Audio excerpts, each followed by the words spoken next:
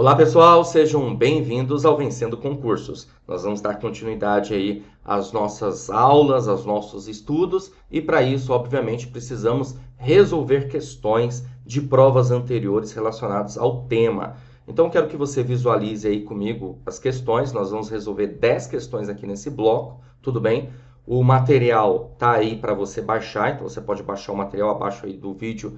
Tem como condições de você baixar, fazer o download dessas questões. Para quê? Para que você procure resolver, a bem da verdade, né? Tente resolver as questões e depois, obviamente, escute aí meu comentário, tudo bem? E visualize, de repente, alguma questão que você ficou, claro, né, em dúvida, em alternativas, ou até mesmo não conseguiu resolver, ou até resolveu, mas ainda, né, naquelas dúvidas normais que nós ficamos quando resolvemos questões de provas anteriores. Então aqui a ideia é sanar dúvidas para você e obviamente tratar de assuntos, né, que estão relacionados ao conteúdo programático do seu concurso, tá bom? Então vamos para a nossa primeira questão desse bloco aqui.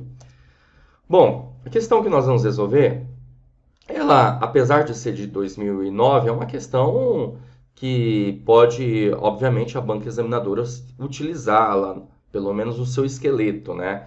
Da banca VUNESP, caiu no concurso da CETESB para analistas de educação ambiental. A questão diz assim: os programas e ações da empresa voltados à saúde do trabalhador dependem, em grande parte, da capacidade do profissional em compreender, olha só, as relações entre as condições socioocupacionais dos empregados e as principais queixas apresentadas. Nesta atuação, o profissional deve tomar por base a análise das: alternativa A, contradições teóricas da profissão; alternativa B, relações e processos de trabalho; alternativa C, relações pessoais e interpessoais no ambiente familiar; alternativa D, condições naturais de saúde apresentadas pelos trabalhadores; ou alternativa E, alternativas de tratamento disponíveis. Que gabarito aí? O que você marcaria, hein? O gabarito da questão é a alternativa B, tudo bem? Relações e processos de trabalho. Por quê? Vamos visualizar. Essa questão aqui é uma questão voltada a recursos humanos e principalmente é uma questão voltada à qualidade de vida no trabalho. Tá? Então, é uma questão voltada a isso. E ela diz, ó, programas e ações da empresa voltados à saúde do trabalhador. Então, óbvio, isso mostra que a questão realmente está preocupada com isso, com a qualidade de vida no trabalho, higiene e segurança, né? Em grande parte, ele diz aqui, ó, da capacidade do profissional em compreender as relações entre as condições socioocupacionais dos empregados e as principais queixas apresentadas. Nesta atuação, o profissional deve tomar por base que análise. Veja, aqui ele informa para a gente que o profissional, o gestor, o supervisor, seja quem for, ele tem que saber, ele tem que compreender as relações entre as condições socioocupacionais dos empregados e as principais queixas apresentadas. Logo, isso tem a ver com o quê? Com o que as pessoas estão sentindo também no momento, né? O que a gente pode entender como aspectos emocionais, ok? Ó, aspectos emocionais. Aspectos psicossociais, que está dentro, a bem da verdade, da área motivacional, está dentro da motivação do indivíduo, né? Estímulos, forças internas, forças externas, o que ocorre, o que acontece no seu dia a dia, e ligado justamente a quê? Ao trabalho, nesse sentido, aos processos de trabalho. Ou seja, o que são processos? Processo é um conjunto de ações, ok? Ó, conjunto de ações, de atividades, certo? E dependendo, claro, desse conjunto de ações, desse conjunto de atividades, isso pode acabar estressando o empregado, deixando ele doente, né? Como está aqui, uma situação aí ocupacional. O processo do trabalho é importante que a organização entenda, porque você pode causar o quê no funcionário? Uma alienação.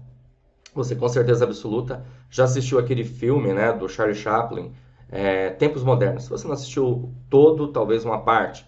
Em Tempos Modernos, o personagem lá do Charlie Chaplin, ele começa a ter um piripaque, né? Ele começa a ter um piripaque, tá lá na linha lá de esteira de produção e de repente dá um piripaque nele. Aquilo lá é uma ideia de processo de trabalho. Ele faz aquilo de maneira tão repetitiva que se torna um problema. E a organização ela precisa enxergar quando isso está ocorrendo. Por isso, gabaritando nossa questão, alternativa B. Alternativa A diz contradições teóricas da profissão. Não, aí contradições teóricas da profissão são estudos, está ligada à ciência, tá bom? Alternativa C, relações pessoais e interpessoais no ambiente familiar. Não, né, galera? Aqui poderia até ser relações pessoais e interpessoais, mas se ele estivesse se referindo ao ambiente do trabalho e não ambiente familiar. Alternativa D, condições naturais de saúde apresentadas pelos trabalhadores? Não, aqui na verdade, como é uma preocupação de socio-ocupacional dentro da organização, o que aquele trabalho vai criar de problemas para as pessoas, então não seriam condições naturais de saúde aí nesse sentido. Alternativas de tratamento disponíveis? Bom, aqui na verdade, a priori, você precisa saber as relações e os processos de trabalho, os problemas, para aí sim visualizar alternativas de soluções. Por isso, ficamos com a alternativa B nessa questão, ok? Continuando, questão número 2. Essa questão é de 2012, caiu no concurso da SP Trans, analista de gestão pleno. A questão diz assim, ó, o estresse no ambiente de trabalho considerado de nível primário pode ser mitigado por... Bom, quando ele fala aqui considerado por nível primário, ele está querendo dizer para a gente o seguinte, ó, considerado de nível básico, tá bom? De nível básico, início, né? Aí ele coloca, alternativa A, processos terapêuticos através de fisioterapia. Alternativa B, psicoterapia. Alternativa C, programas de assistência ao estresse pós-traumático. Alternativa D, esquemas especiais para trabalhadores em recuperação. E alternativa E, reformulação do conteúdo do trabalho. O gabarito da nossa questão é a alternativa E, reformulação do conteúdo do trabalho. O que é o conteúdo do trabalho? O conteúdo do trabalho é o que você faz, ok? O conteúdo do trabalho é o que você faz. Aquilo que você faz está te agradando? É interessante até a gente observar o seguinte, né? Existe um teórico chamado... Até vou ter que abrir aqui uma página em branco. Deixa eu ver aqui, gente. Tela em branco, isso, para ficar mais fácil a gente trabalhar, tá? Existe um autor chamado Herzberg, ok? Esse autor aqui, ele trouxe um conceito chamado teoria dos dois fatores, tá bom? Teoria dos dois fatores. Essa ideia de teoria dos dois fatores fez o seguinte, ele entendeu que a motivação, se a pessoa vai estar bem no serviço, se ela vai criar uma situação de problemas, estresse, por exemplo, se referem às teorias, opa, só um minutinho, a fatores, melhor dizendo, a fatores higiênicos. Peraí, gente. Deixa eu apagar tudo aqui e começar de novo, né? Porque... Vamos lá. Ó, então nós temos aqui o nosso autor. Ele trouxe um conceito, uma teoria chamada teoria dos dois fatores. Tá bom? Esses fatores são os seguintes, ó, fatores higiênicos, tá? E fatores motivadores. Certo? Fatores motivadores. E aí ele fez o seguinte, ele separou. Os fatores higiênicos são fatores que ele compreendeu que são fatores externos, ou seja, são forças externas, né? E aí, como por exemplo, a condição de trabalho, ok? Salário, segurança, certo? Estabilidade no emprego. Essas coisas, elas vão contribuir para que você não se sinta insatisfeito, certo? Já os fatores motivadores são, por exemplo, a responsabilidade, o reconhecimento, a realização, realização profissional, por exemplo, crescimento, né, profissional, e conteúdo do trabalho, o gabarito lá da nossa questão, né, ó, conteúdo do trabalho. Olha só, eu estou fazendo essa divisão aqui para você entender o seguinte, tá? Esses fatores motivadores, eles são internos.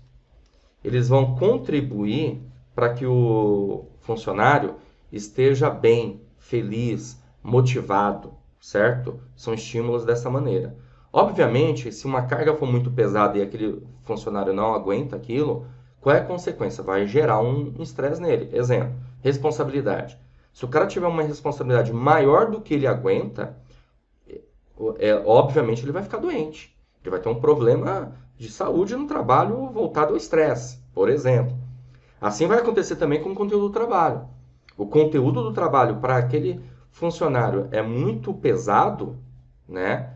Toma um tempo dele que aquele funcionário em si ele não está preparado para aquilo, vai gerar justamente o quê? Estresse. E toma cuidado, né? Conteúdo de trabalho é diferente da condição de trabalho. Condição de trabalho é a empresa te entregar uma condição, né? Por exemplo, você trabalha, eu sou professor, chego num cursinho preparatório, preciso de quê? De canetas. Chego lá, não tem caneta para usar, para escrever no quadro. Aí fica difícil. Então, a empresa não está me dando o quê? Uma condição de trabalho adequada. Conteúdo do trabalho é o que você faz no seu dia a dia. Ok? Beleza? Deu para entender? Então tá bom. Vamos lá. Voltando aqui para a questão. Então, reformulação do conteúdo do trabalho é justamente considerado o nível primário, pode ser mitigado por isso, ou seja, há um estresse no ambiente de trabalho, só que é de nível primário, nível básico. O que a gente pode fazer? Reformular o conteúdo do trabalho. Pronto, você já resolve aquilo. Vocês entenderam? Então, legal. Processos terapêuticos através de fisioterapia, gente, isso aqui já é um nível avançado de estresse, né? A pessoa fez aquilo de maneira tão repetitiva, que causou um problema, uma lesão. Psicoterapia é a mesma coisa. Programas de assistência ao estresse pós-traumático também, aqui já dá uma ideia de algo seja um nível intermediário ou um nível avançado. Esquemas especiais para trabalhadores em recuperação, ou seja, essa ideia também já é uma ideia de que há um problema sério, né? Ele está em recuperação, quando na verdade ele fala que é o nível primário, então a gente reformula. Reformula justamente ainda durante o trabalho, olha que interessante. E você vê que as outras alternativas, elas trazem uma ideia de que é algo pós, né? Por isso marcamos aqui a alternativa E. Fechou? Então vamos continuar, que nós temos aqui a questão número 3 para resolver. Questão recente aí, 2018, Banca Vunesp. A questão diz assim: na execução do treinamento informal, observa-se, vamos lá, alternativa A, compartilhamento de informações e a promoção da solução de um problema por todos os funcionários em conjunto. Alternativa B, treinamento fora do trabalho, com formato estruturado por meio dos programas de aprendizagem, que não promove a ruptura do próprio ambiente de trabalho. Alternativa C, treinamento no trabalho planejado com antecedência, por meio de rodízio de tarefas, que promove a ruptura do próprio ambiente de trabalho. Alternativa D, treinamento no trabalho com formato estruturado por meio da preparação de substitutos eventuais, que não promove a ruptura do próprio ambiente de trabalho. E a alternativa E, treinamento fora do trabalho, planejado com antecedência, em que os mentores promovem a ruptura do próprio ambiente de trabalho. E aí, qual o gabarito? O que você marcaria, hein? Alternativa A. Tudo bem? Ah, por quê? Vamos lá, vamos entender. Veja que eu grifei o treinamento informal, certo? Olha só, na organização nós podemos ter uma parte que é formal e uma parte que é informal. Como que você vai guardar isso? Super simples, ó. Tudo que for formal significa dizer que está estabelecido, que foi estabelecido pela organização. A organização estabeleceu. É formal, ou seja, por meio de um padrão, tá? Por meio de um padrão, regras. Está escrito, tem que ser daquela maneira, ou seja, foi prescrito para os funcionários, por exemplo. Então, isso é formal. Seja a comunicação, seja o treinamento, certo? Então, formal. Informal é quando parte dos próprios membros da organização. É espontâneo, beleza? Os próprios membros criam aquilo. Então, veja. Repara uma coisa interessante aqui nas outras alternativas. A alternativa B diz o seguinte. Vou pegar aqui outra cor. Treinamento fora do trabalho. Até aí tudo bem, né? Beleza? Com formato, olha só, estruturado. Gente, se tem um formato estruturado, significa que foi estabelecido. Por isso não dá para marcar. Aqui ainda fala, por meio de programas de aprendizagem, ou seja, existe um programa, existe um planejamento. Logo, a organização criou um roteiro, um script. Ficou claro? Alternativa C, treinamento no trabalho, planejado com antecedência. Bom, gente, se dá uma ideia de planejado com antecedência, por meio de rodízio de tarefas. Então, há um planejamento, há um programa. Então, logo, é formal. Beleza? D. Treinamento no trabalho com formato estruturado. De novo, mesma coisa que estava dizendo ali na alternativa B. Por meio da preparação de substitutos eventuais que não promove a ruptura do próprio. Aí a banca colocou aqui no final, né? Promove a ruptura ou não promove a ruptura, meio para confundir o candidato. Alternativa E. Treinamento fora do trabalho, planejado com antecedência. Mesma coisa da alternativa C. Em que os mentores promovem. Os mentores, quem está promovendo? São os mentores. Se eles estão promovendo, é formal. Agora veja a alternativa A. Compartilhamento de informações. Quem vai compartilhar informações? Os membros da organização. E a promoção da solução de um problema por todos os funcionários. Aqui tem a participação dos funcionários em conjunto. Então você vê aqui que não está falando que foi feito um planejamento com antecedência, estruturado, nada disso. Então, isso aqui é um treinamento informal. Beleza? Então, por isso, nós ficamos com a alternativa A na questão número 3. Dando continuidade à questão número 4. No processo de relações interpessoais em ambientes de trabalho, é importante que um colaborador se coloque no lugar dos outros colaboradores, sendo sensível às necessidades dos demais, suas percepções, atitudes e emoções. Esta atitude é denominada, alternativa A, rede de rumores, alternativa B, empatia, alternativa C, escuta ativa, alternativa D, escuta passiva, alternativa E, seleção de múltiplos canais. Bom, vamos lá, vamos entender isso aqui que é bem interessante. Tem um tema chamado comunicação, tá? Tem esse tema aqui chamado comunicação. A comunicação ocorre entre as pessoas, entre os membros, entre empresa e cliente. Nós vamos ter, na verdade, de um lado, o emissor, esse cara aqui, ó, emissor. E do outro lado, o receptor, tá? O que vai acontecer entre eles? Nós vamos ter o processo de interação entre as partes. Há uma interação entre eles. Ó, interação. Beleza? Aí é bem interessante a gente observar, né? Não existe comunicação sem interação. Logo, isso nada mais é do que uma relação interpessoal. A comunicação é uma relação interpessoal, em que o emissor precisa ter uma característica importante chamada comunicabilidade.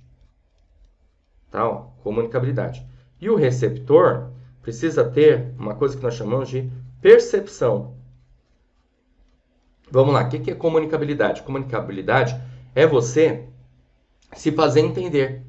É você repassar uma informação como emissor e o outro lado, né, que é o receptor, consegue compreender com uma certa clareza. Tá? O receptor precisa ter percepção. O que é a percepção? É a capacidade de entender. Veja, há uma responsabilidade de ambos. Por quê? Porque a relação é interpessoal entre eles, né? Entre as pessoas. Assim como nós estamos aqui, na verdade, nos comunicando. Eu preciso ter comunicabilidade, você precisa ter percepção. Faz um esforço aí, né? E eu tenho que fazer um esforço aqui de comunicabilidade. É se fazer entender. Isso é muito importante no processo de comunicação. Certo? Beleza? Então, há uma responsabilidade de ambos. Agora, qual é a melhor maneira, por exemplo, eu, Cristiano, de repassar uma informação para você. Matou a charada? A melhor maneira é eu me colocar no seu lugar, entender as dificuldades, a linguagem que eu vou utilizar, ela é muito técnica, eu tenho que, com quem eu estou lidando, o meu receptor, ele tem conhecimento técnico para que eu possa repassar uma informação muito técnica para ele, uma linguagem que talvez ele não consiga decodificar, então isso eu também tenho que levar em consideração. Então, quando eu me coloco no lugar do outro, eu estou tendo o quê? Empatia. Então, logo, gabarito da nossa questão, alternativa B, empatia. Você se colocar no lugar do outro, ter essa sensibilidade, é você ter empatia. Agora, o receptor também precisa, claro, ter empatia, né? Se colocar no lugar também do emissor.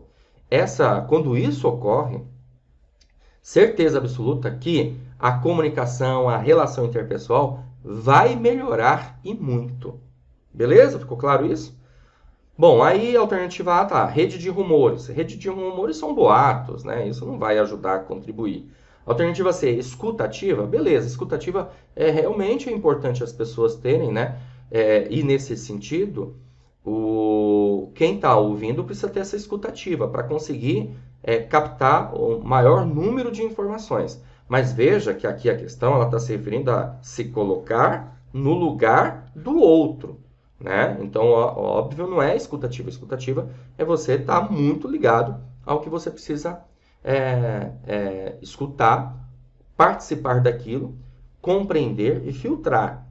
Escuta passiva, na verdade a gente chama mais de escuta ativa, mas a escuta passiva pode até ser também no intuito de você mais ouvir ali no caso. Apesar que eu entendo que as duas seriam dessa forma.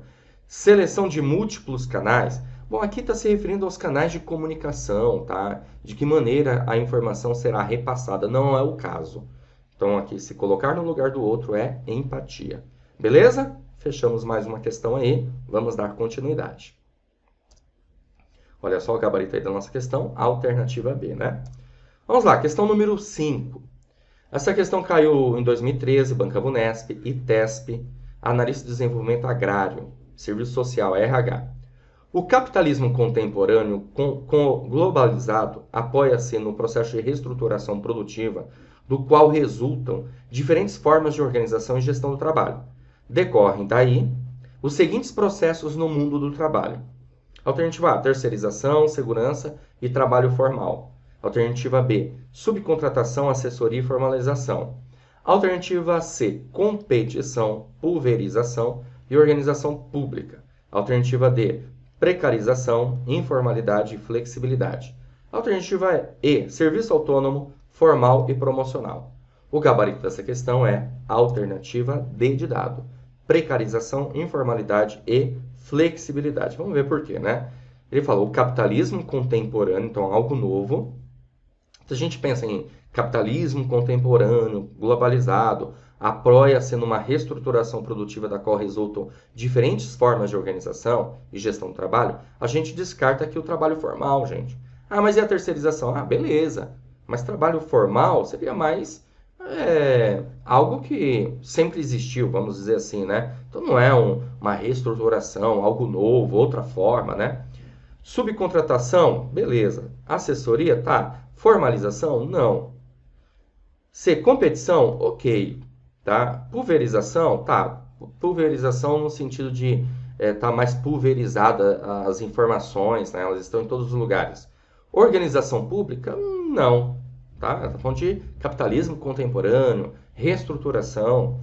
Alternativa E, serviço autônomo, tá, beleza. Promocional, ok. Formal, não. Tá vendo? Então, ou seja, as outras alternativas a gente achou algum erro, né? Não tem a ver com essa coisa de capitalismo contemporâneo, processo de reestruturação que ele está dizendo aqui.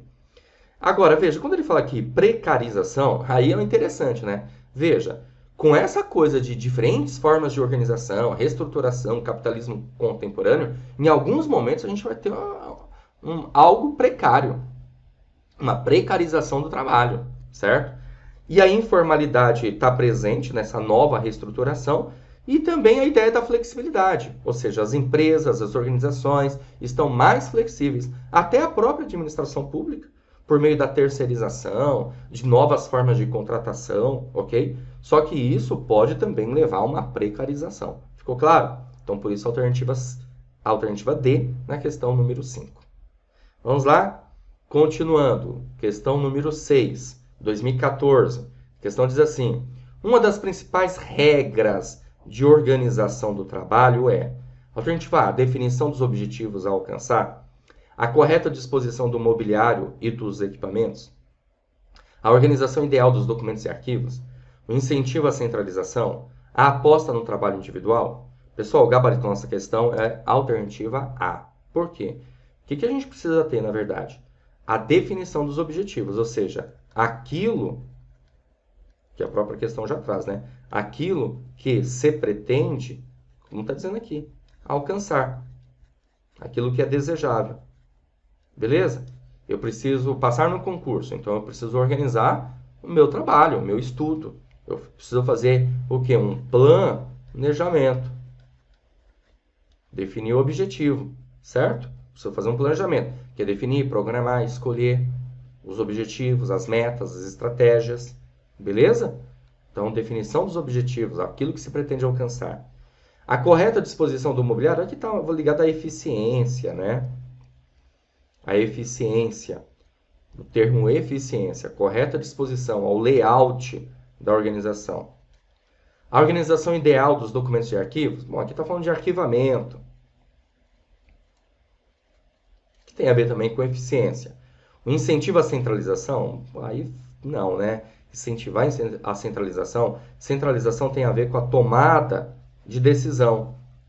Então, se a decisão está no topo, significa que quem pode tomar decisão é somente o diretor, o executivo, o supervisor.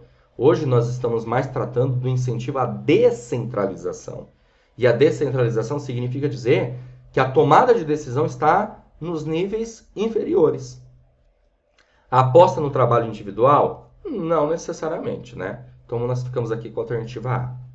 Vamos caminhar, questão número 7. Questão super recente, 2019, caiu na Universidade Federal do ABC. Avaliar a necessidade de aquisição de suprimentos, aqui já está falando de suprimento, né? Economia de suprimentos, faz parte aí do conteúdo programático, né? E equipamentos, evitando a compra de bens desnecessários ou inadequados, é função de qual área, setor, avaliação? Vamos ler. Avaliação contábil? Não, né, gente? Porque, na verdade, a avaliação contábil... Aliás, primeiro deixa eu ver aqui para você, ó. Alternativa A, avaliação contábil. B, auditoria patrimonial. C, análise financeira. D, análise patrimonial. E E, auditoria contábil. Qual o gabarito da questão? É isso aí, a alternativa D, análise patrimonial. Por quê? Vamos lá. Avaliação contábil não, porque a contabilidade, a avaliação contábil é você verificar se temos aí todos os registros, né? Balanços, que entrou, que saiu na organização, aquilo está registrado, então a gente faz uma avaliação da contabilidade, tá ligado a isso? Auditoria patrimonial é você fazer uma espécie de controle, de fiscalização do que já existe dentro da organização. Veja que a organização está falando de avaliar a necessidade de aquisição, ou seja, novas compras de suprimentos, certo? Ou equipamentos. E aqui ele fala, evitando a compra de bens desnecessários. Então não é fazer uma auditoria, porque a auditoria é o que você já tem, então você vai fazer uma inspeção, né? Análise financeira, essa aqui poderia até complicar um pouquinho a nossa vida, né? Só que ele está falando de adquirir bens, comprar bens, se vai ou não comprar bens desnecessários. Então, se você vai avaliar a necessidade de aquisição de suprimentos e equipamentos, você está adquirindo bens. E bens tem a ver com o quê? Com patrimônio, certo? Ele não está dizendo que avaliar se a organização tem ou não condições de adquirir aquilo, financeiramente falando. Então, não é análise financeira, logo é análise patrimonial, tá? Auditoria contábil. Auditoria contábil é a mesma coisa de, como eu falei, de controle, de fiscalização.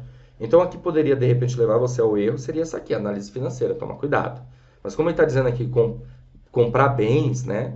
Ele está se referindo justamente a adquirir bens, suprimentos, equipamentos. Logo, é uma análise patrimonial. Veja que aqui no enunciado da questão, ele não está se referindo a se a organização tem ou não dinheiro para comprar. Ele está se referindo à organização verificar se há necessidade de comprar aquele bem, aquele equipamento. Então, uma análise patrimonial. Bom, vamos lá, questão número 8, 2018, Câmara Municipal de São José dos Campos. Ela diz assim: o servidor público de uma prefeitura precisou realizar cópia das chaves da porta principal da Secretaria de Educação do seu município. Considerando o caráter eventual, o pequeno valor da despesa e a exigência do pronto pagamento, a execução da despesa pelo servidor foi possível por meio de... Aí você tem alternativa A, suprimento de fundos, despesas gerais de exercícios anteriores, créditos extraordinários suplementares, indenizações extraordinárias ou créditos especiais suplementares. Então vamos lá. O servidor precisou realizar a cópia das chaves da porta principal da Secretaria de Educação do seu município. Considerando o caráter eventual, o pequeno valor da despesa aqui, a questão vai ajudando a gente, né? Ele fala que é caráter eventual, ele fala que é pequeno valor, e que esse pequeno valor exige... Deixa eu pegar aqui o marca-texto, sem enxergando essas coisas comigo. Caráter eventual, pequeno valor da despesa, exigência de pronto pagamento, certo? Então, isso aqui é palavra-chave para a gente, importantíssima, para que a gente possa visualizar essa questão bem interessante. Então, vamos lá. Veja bem o que acontece aqui, galera. Na administração pública, a regra para adquirir bens, compras, executar serviços, né, adquirir, fazer contrato com uma organização para um serviço, a regra é que isso seja feito por meio de licitação. Tá? Tem que abrir um processo licitatório. E aí a gente vai ter lá as modalidades de licitação de acordo com o valor do bem, certo? Com o valor da compra. Agora, quando o valor é um valor pequeno, tá? Nós costumamos dizer que aí dispensa a licitação. Dispensa a licitação, não há necessidade da licitação, certo? E aí outra coisa interessante é o seguinte, tá? Na administração financeira e orçamentária, AFO, quando a organização não previu uma determinada despesa, vamos supor que não estava previsto no orçamento do município a despesa com a realização da cópia das chaves, né? Porque é uma despesa. Só que não estava previsto isso lá. Basicamente, na administração financeira orçamentária, nós dizemos que pode abrir um crédito para isso, né? Pode. Não é esse caso não, mas é só para você entender. Crédito. E esse crédito pode ser um crédito suplementar. Eu vou ter que pegar aqui uma... Peraí, gente, calma aí. Vai ficar muito apertado aqui e não vai dar certo. Tela em branco, vamos lá. Então, nós podemos ter 3 tipos de créditos. Nós chamamos isso de créditos adicionais. Tá? Então, a gente vai ter um crédito aqui chamado crédito suplementar. Um crédito especial. E um crédito chamado extraordinário. Ok? Então, são 3 tipos de créditos. O crédito suplementar, ele ocorre quando nós precisamos de um reforço.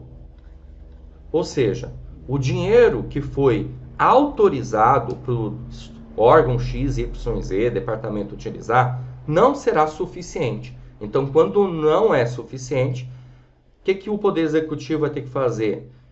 Pedir autorização para o Poder Legislativo, autorizar um reforço, um crédito suplementar.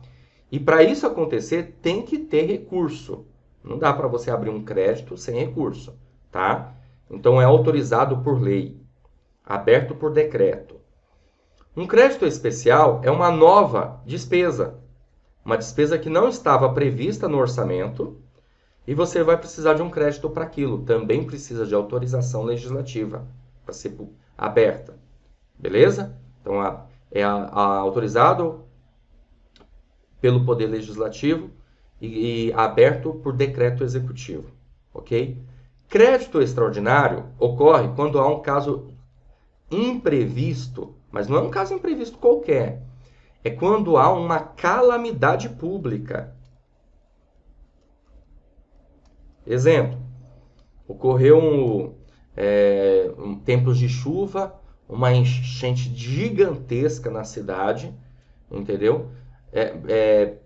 Bairros ficaram inundados e aí o governo local precisa de dinheiro para sanar os problemas daquela enchente, vacinar as pessoas contra doenças, por exemplo, leptospirose, não tem vacina e precisa comprar, precisa adquirir, não tem dinheiro em caixa para isso, então vai abrir um crédito extraordinário, que é uma calamidade pública ali que ocorreu. Poderia até ser um caso de guerra, por exemplo, a gente também pode abrir um crédito extraordinário. Então, são créditos chamados créditos adicionais. Essas coisas aqui têm a ver com orçamento público. Orçamento público, tá? Aí, voltando lá na questão, acho que agora dá para matar a charada. A alternativa B, despesas gerais de exercícios anteriores, não tem nada a ver, porque ele está falando de precisou realizar, então é nesse momento. Então, não tem nada a ver com despesa geral de exercício anterior. Você concorda? C, créditos extraordinários suplementares. O nome está errado, porque não é crédito extraordinário suplementar. Ou é crédito extraordinário, ou é crédito suplementar. E mesmo assim não seria nenhum dos dois. Então está errado. Indenizações extraordinárias, também não. Esse nome aqui, você que não conhece a matéria, quer dizer, se você não conhece a matéria, melhor dizendo, provavelmente você marcaria essa, né? Você correria o risco de marcar essa aqui, caso não conhecesse a matéria. Alternativa E, créditos especiais suplementares? Não, ou é especial ou é suplementar. Sobrou o que aí pra gente? É isso aí. Sobrou a alternativa A, suprimento de fundos. Olha que interessante. Quando a despesa é de caráter eventual, ou seja, não é sempre que aquilo ocorre, a despesa é de pequeno valor, não vai fazer muita diferença, é de pequeno valor, tá? E é de pronto pagamento, porque a cópia da chave é de pronto pagamento. Pô, eu não vou abrir um processo licitatório, para fazer uma cópia das chaves da portaria, cara. É um valor muito pequeno. Só a licitação vai sair mais caro. Então não compensa. Então essa execução de despesa pode ser feita por suprimento de fundos, que é mais ou menos uma ideia do seguinte, ó. No órgão lá, na repartição, na secretaria X lá da educação, tem um suprimento de fundos, tem um caixa, em que o servidor público pode utilizar aquele suprimento de fundos para despesas eventuais, do dia a dia, que exige pronto pagamento.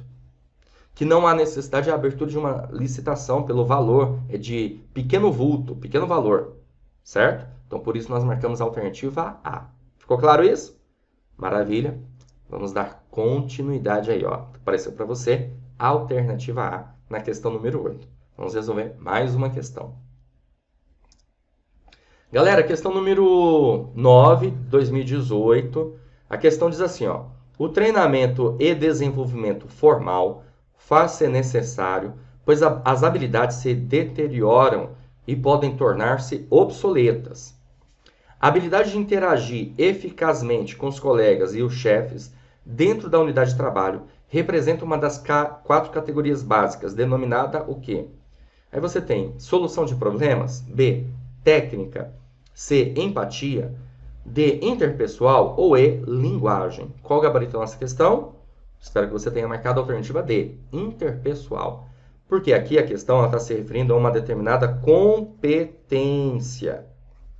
Tá bom? Competência. Então, nós temos, por exemplo, uma competência que nós chamamos de competência técnica, que é você saber fazer o trabalho, você ter habilidade técnica, ok? Temos também a competência gerencial, que é você saber liderar pessoas. Por exemplo, se é gestor, você precisa liderar, ter liderança. Então, é a competência gerencial, ter essa habilidade de liderar.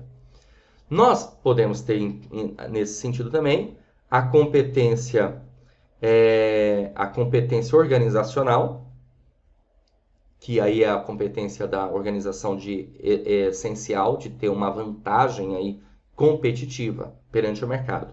E temos a competência interpessoal, que é justamente isso aqui, ó. Habilidade, ele fala assim, ó, habilidade de quê? Interagir. Bom, gente, ficou claro, né? Acredito eu. Se você vai interagir com as pessoas, significa dizer que você está se relacionando com as pessoas. Relação. Que tipo de relação é essa? Interação é relação interpessoal. Então você precisa ter essa competência interpessoal. Veja que interessante, né? Numa organização, não basta a pessoa ter competência técnica, saber fazer o serviço, se ela não consegue interagir com as demais pessoas. Isso vai atrapalhar no seu dia a dia. Existem pessoas que são fantásticas, tecnicamente falando. Tem um grau de conhecimento técnico absurdo, mas não sabe lidar com as pessoas. Não sabe interagir com as pessoas. Então é preciso ter essa habilidade de interagir com os colegas e os chefes dentro da unidade de trabalho. Representa uma das 4 categorias básicas, nesse caso aí, interpessoal. As outras eu já citei para você. Competência técnica, competência aí também gerencial, né? E a gente tem a competência organizacional, que é a competência básica do serviço aí de suporte, trabalho, e competência aí também essencial, que é a vantagem competitiva da organização perante o mercado. Ficamos com a alternativa D, interpessoal. Fechou?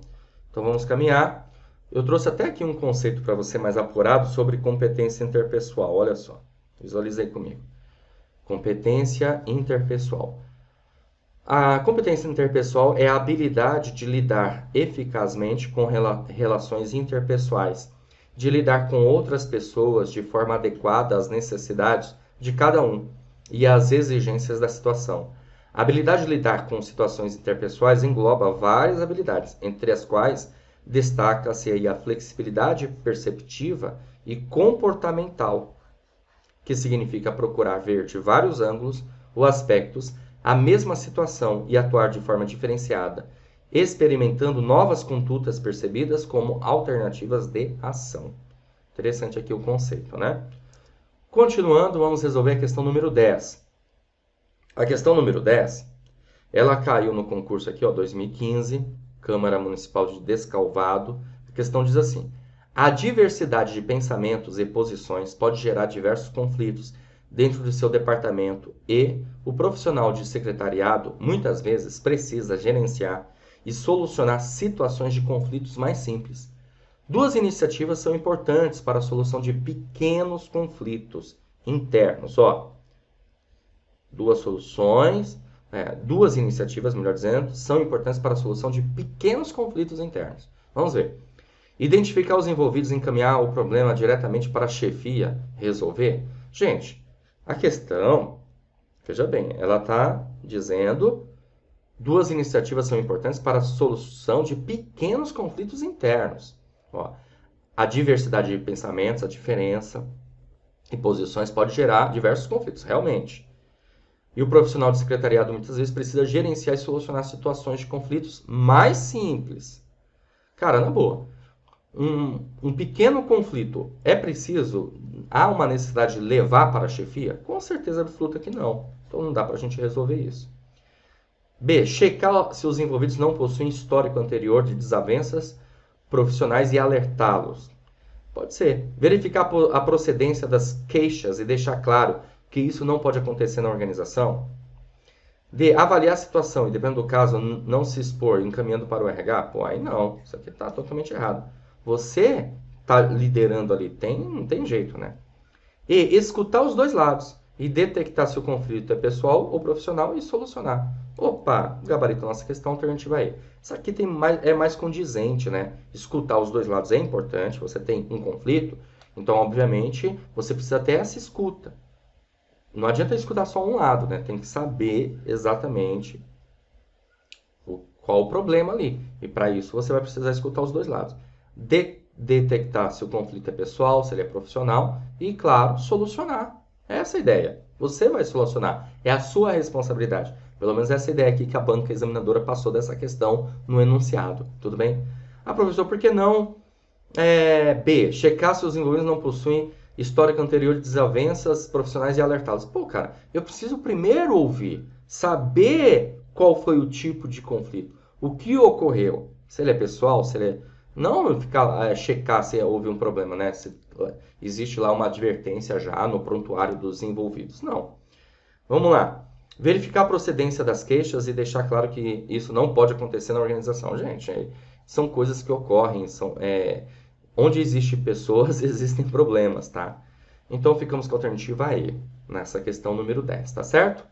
Bom, e aí eu finalizo esse bloco de questões, espero ter ajudado, contribuído para que você consiga entender a respeito da matéria, né, do conteúdo programático que consta no seu edital, tá bom? Vou ficando por aqui e a gente, claro, se vê numa próxima oportunidade. Um grande abraço, até lá!